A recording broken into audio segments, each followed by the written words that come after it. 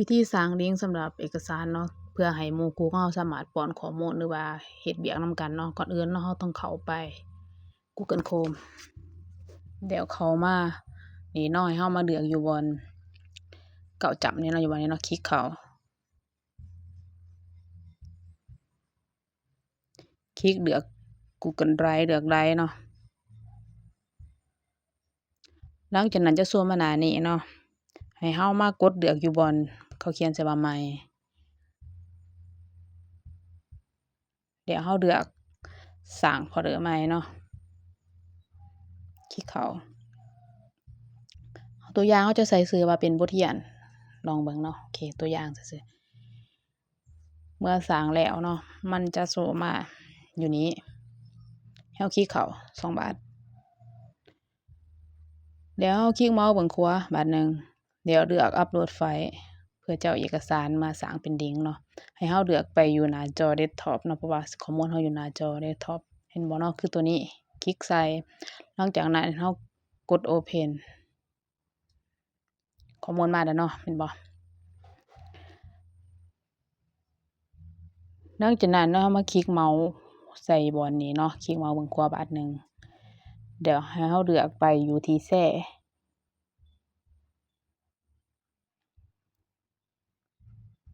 เนาะ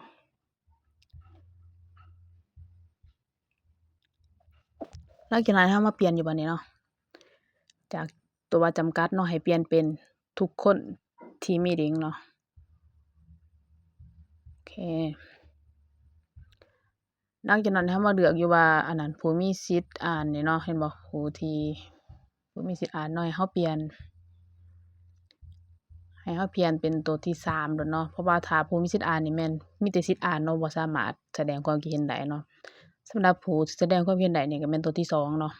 แต่ว่าสำหรับผู้ที่3แม่นสามารถลัดแกะและแปลงข้อมูลของเราได้โอเคกดตัวที่3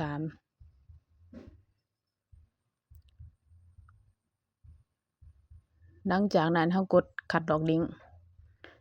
แล้วก็กดเสร็จสิ้นเดี๋ยวเราไปส่งข้อมูลทาง WhatsApp เนาะเพื่อว่าให้หมู่เราป้อนข้อมูลนำเราเนาะกดเข้า WhatsApp คลิกเมาส์เบิ่งขวาบาทหนึ่งเดี๋ยวเลือกว่างโอเคกดส่ง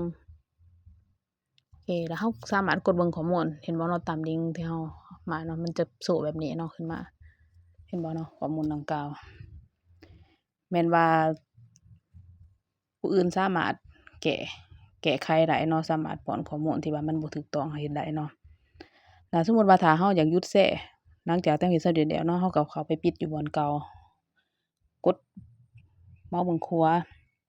แล้วกดแชร์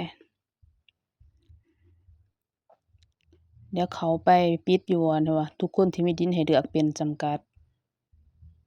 แล้วก็กดเสร็จสิ้นโอเคเพียงเท่านี้ก็เราได้ปิดไว้เนาะแล้วสำหรับการเฮ็ดเอกสารหรือว่าเฮ็ดลิงก์เอกสารเนาะก็แม่นเบิดเพียงเท่านี้เนาะโอเค